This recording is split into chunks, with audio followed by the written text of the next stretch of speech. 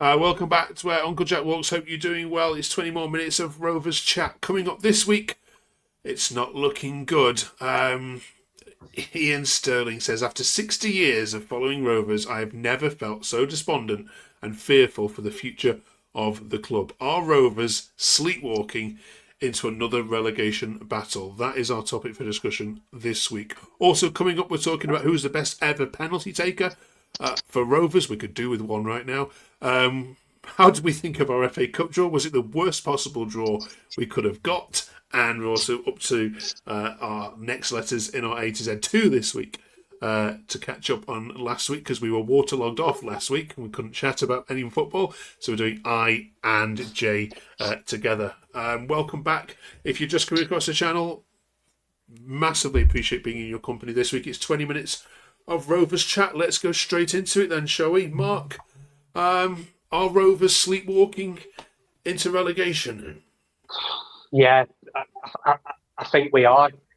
I think the signs have been there for a while now, but I think we managed to get a couple of decent results. We got that good win at Deepdale a few weeks ago. But I think everything that's just coming out of the club at the minute, it's just not a positive place to be around at the minute. The hold form is still a huge concern. Still only that one win. These abandonments that we're getting, to now this season at Ewood because of the pitch, everything's just got that feel of a season that's just going to end in disaster.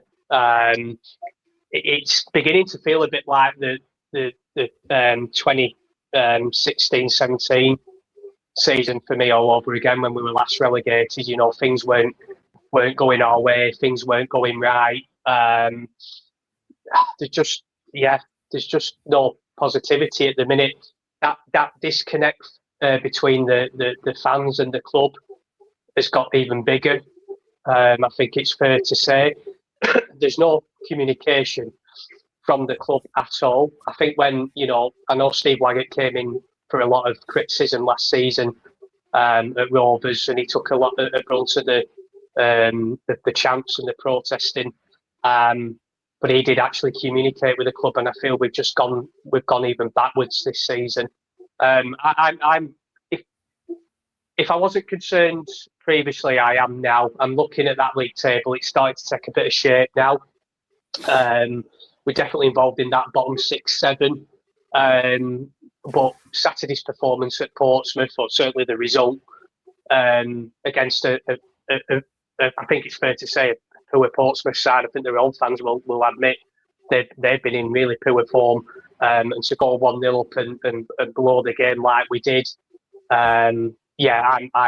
I'm really concerned now that we're in a huge fight, and this festive period now is going to be massive, absolutely massive. Cheers for that, Mark. I mean, you're not the only one who says it's got a sense of a feeling about it. Have a read of this. Gavin says there's too many ominous signs for why we're going down, Harry.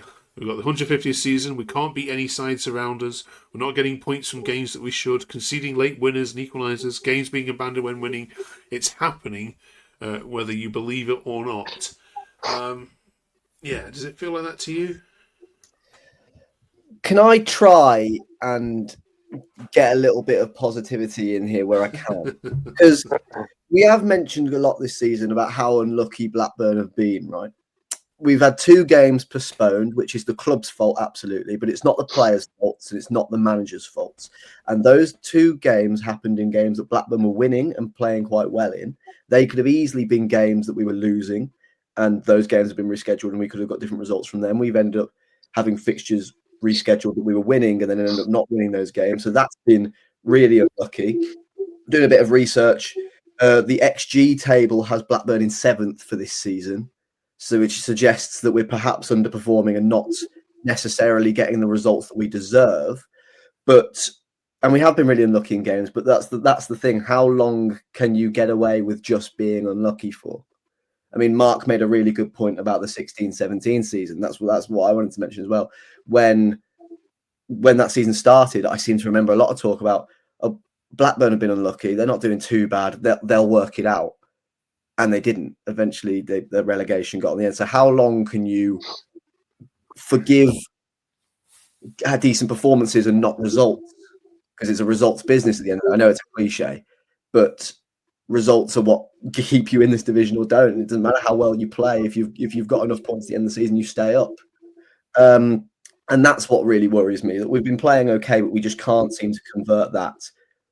And that's been going on for a while now. That's a real long process, and that's I struggle to see how we get out of that. I mean, January is going to be huge for us, but yeah, I mean, it is worrying. We're losing games that we shouldn't be losing to teams like. Well, we said this week was really important. Sheffield Wednesday, Oxford, and Portsmouth. I know the Sheffield Wednesday game didn't finish, but to come out of those 3 games and not win any of them is really worrying. Yeah. And that's a concern for Rovers. And conceding late goals and things like that, we could be higher up in the table if we just kept our focus to the final whistle and things like that. But there are some worrying signs here. And whilst there's positives to look at, there needs to be some sort of change, and those results need to start picking up fast, or else that gap between us and the rest of the pack will start to increase, and we will really need to be looking below us at being in a relegation fight. Who's more to blame, Tom? The players or the manager? I think Mark and Harry has made some excellent points here, and I was saying this to Jason and Mark the other day. I'm finding it quite hard to stay positive at the moment with what's going on. I didn't like how Ishmael came out after the game and effectively called out a player for making mistakes. Now, we all kind of know he was referring to Dion Deneva's mistake by not tracking back for the first goal at the weekend against Portsmouth.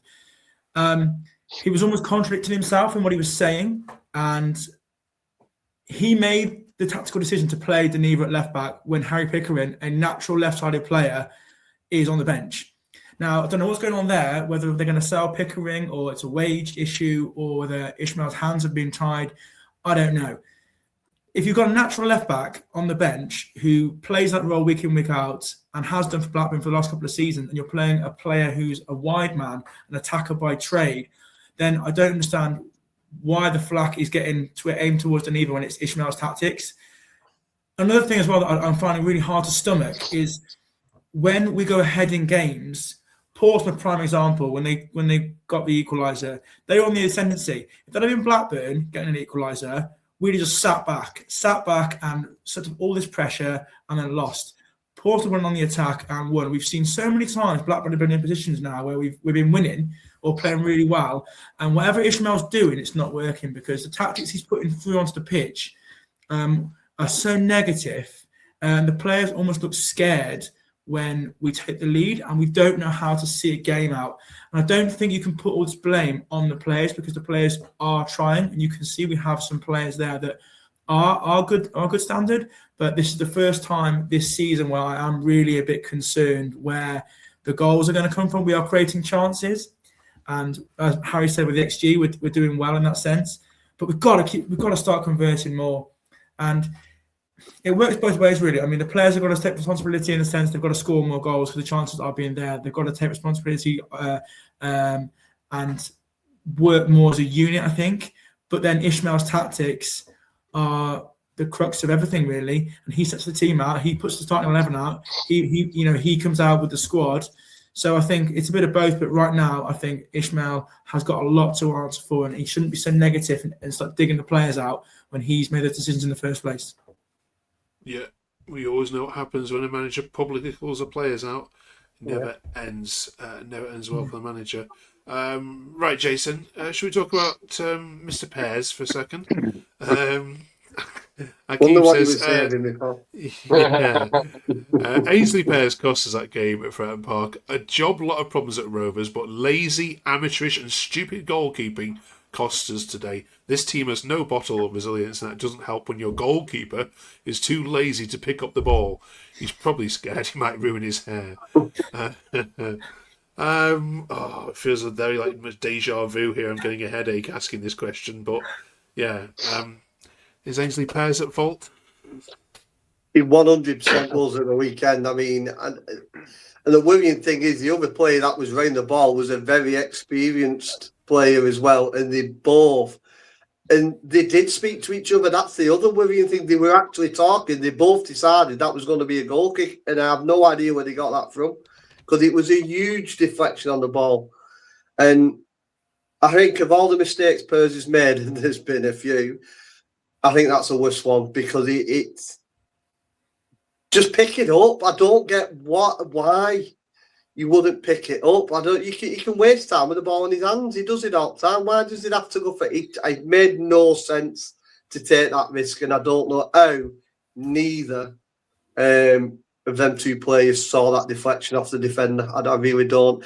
And I said it, and I went, they're likely to score from this as the corner was whipped in, and boom. And it's just typical of our luck at the moment. To go back to what Tom said, I think it's both have to take blame at the moment. I think what's cost us more at the moment, I think, is inexperience. I think that's what's costing us. The inexperience of being able to see a game. Like, you need experienced heads to see a result, and it's showing time and time after time that we just don't have them heads in the team who can just settle it down, do the basic things, keep the ball, take it into the corners.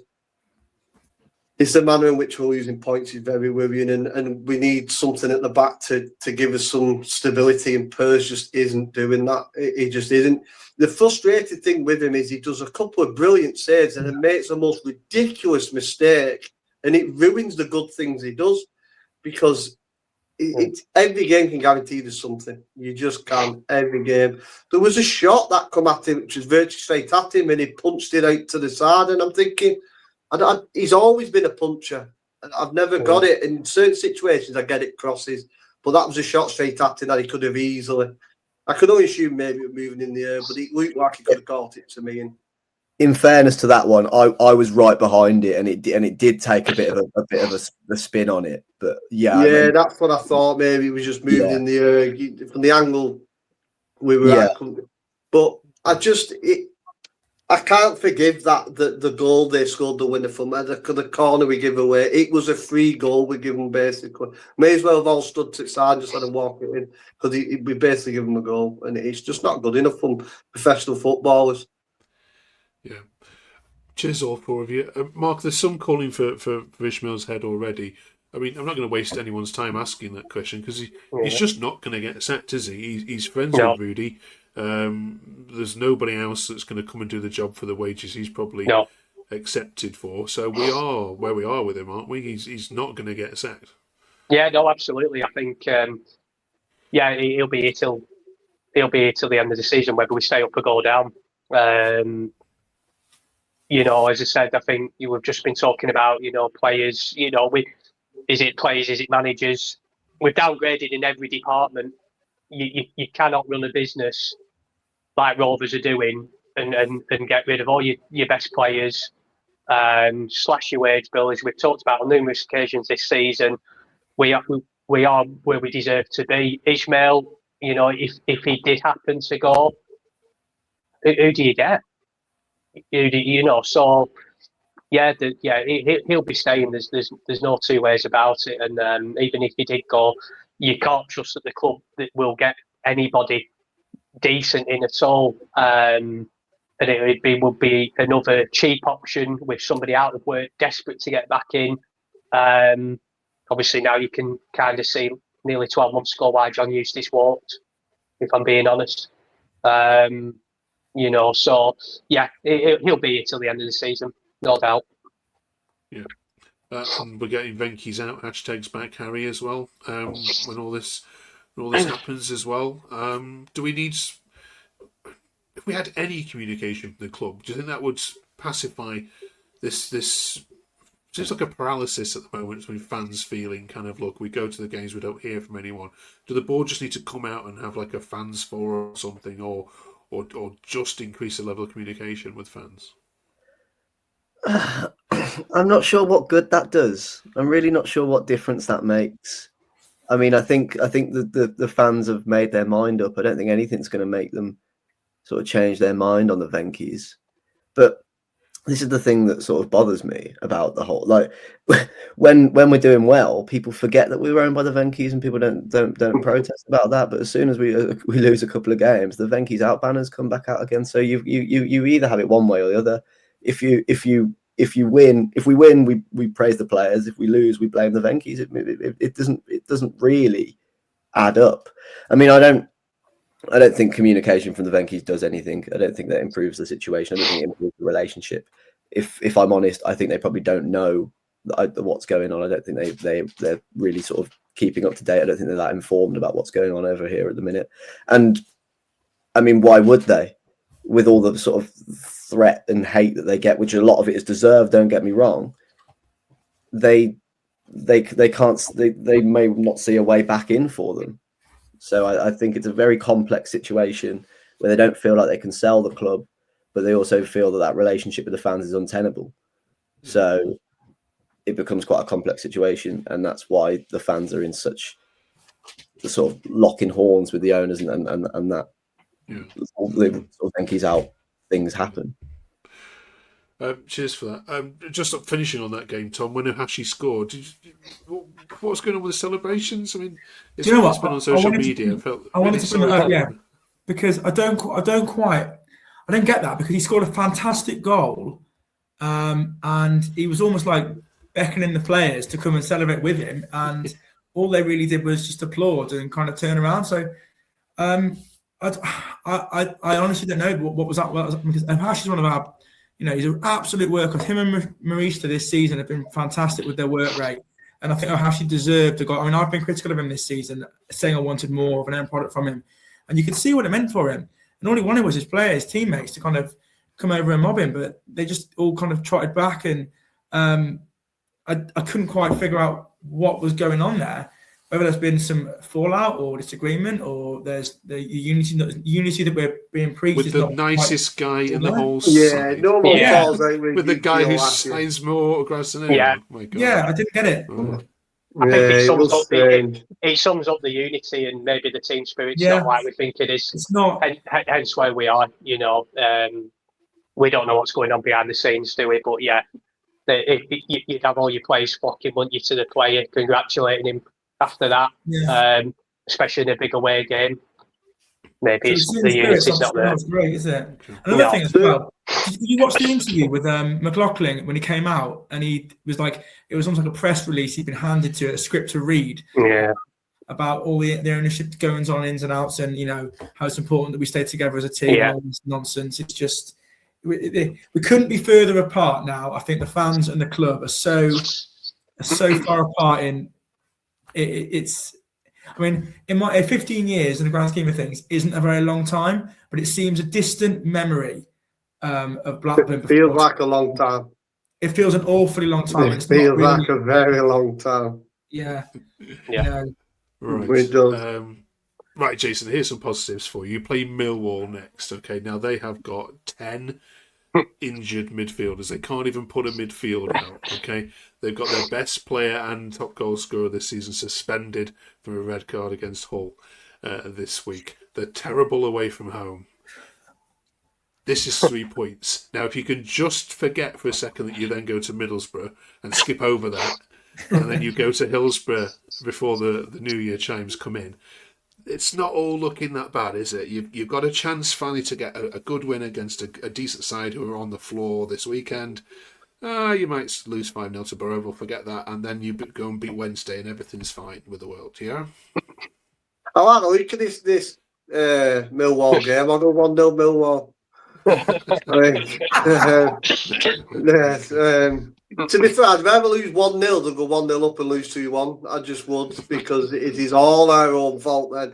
But no, but I think the last 3 games have been great chances, certainly to get a run going, and we've just blown it. We've got to go and beat Millwall. We have to stop this throwing games away thing we're doing, and Okay. But yeah, I've no faith. I'm sorry, man. I'm trying to give it Harry. Harry was positive earlier. Let me have one more. Let me have one more go then. Sheffield Wednesday are going down. Mark, were Oxford better than you? No, and that's the worrying, Okay. even more worrying. Right. You know, we should have had them beaten again. They came away with a point So that they shouldn't have. they're a far Yeah. worse side. Harry, were Pompey better than you? No. Okay. There we go. There's three worse sides already. There's your relegation sides. Build again next season. Come on. Keep the positivity. Since we last met you, the FA Cup draw. That's some positivity. Here we go with this next conversation. The FA Cup draw has been made. Tom, give us your reaction to what went down.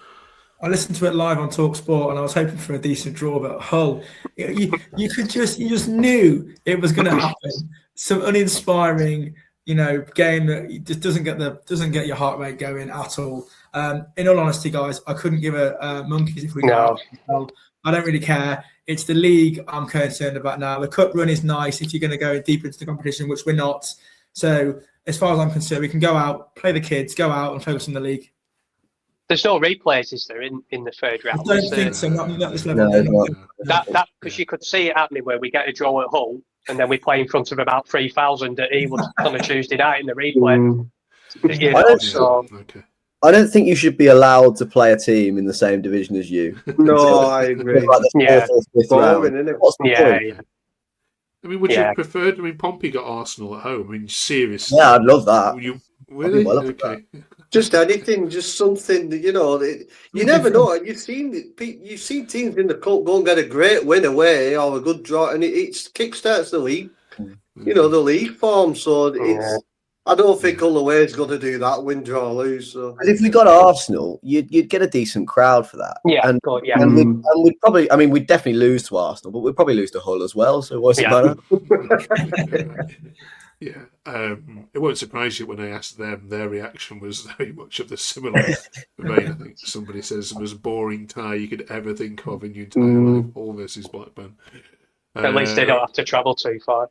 Yeah, that is true.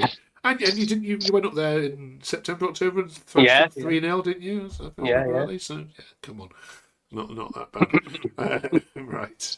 We're talking about penalties this week because there have been so many penalties missed in the Championship this season, more than any at this same point in previous seasons. I'm not sure why that is. But if I took all your houses off you and your cars off you and said, right, you've got to pick one player, past or present, to win your house and your car back, but they've got to score a penalty under pressure, who would that be?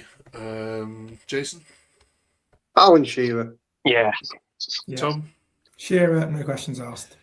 Mark?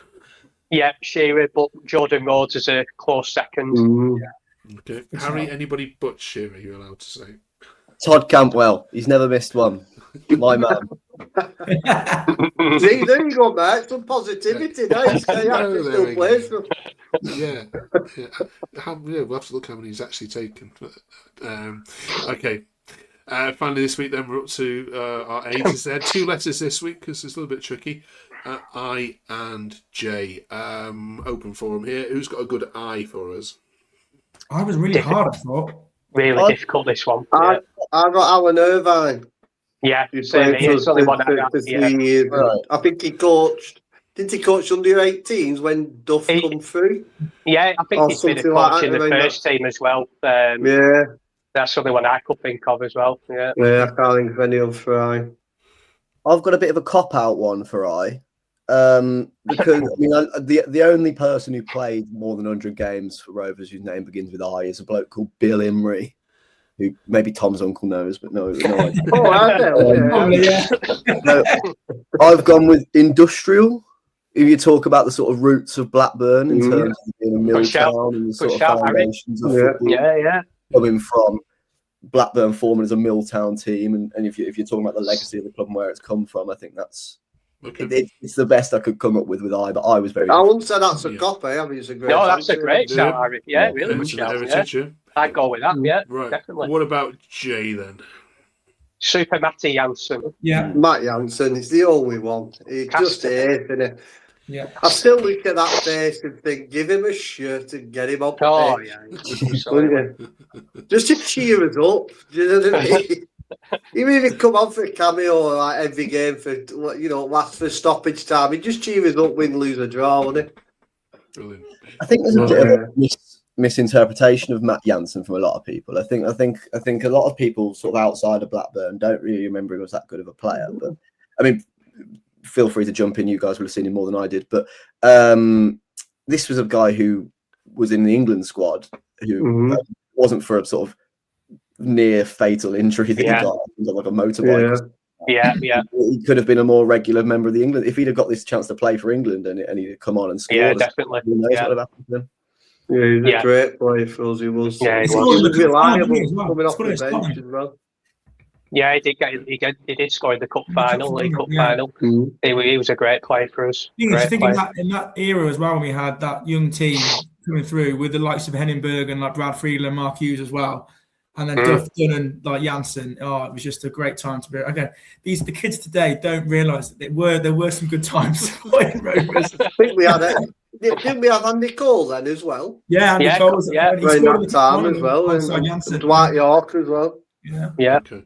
Yeah, Janssen was a Can't wait to get to Y. At least we've got a Y. Yeah. Yeah. Haven't we? Got your Cuba as well. Right. Brilliant. Thank you very much, you lot, this week. Enjoy the Millwall game. I'm not going to put a bet on it, but I'm confident of a 1-0 Blackburn win. Yeah, come on. We'll have that next week. Letter K next week, of course, join us for that, as well as we count down, of course, to Christmas as well. Thanks very much for all your comments and all your love on the channel as well. Do drop us a subscribe if you haven't done so already. Do follow all these folk on Twitter as well. We'll put their handles in the descriptions, and we'll see you all next week. Thanks so much for watching.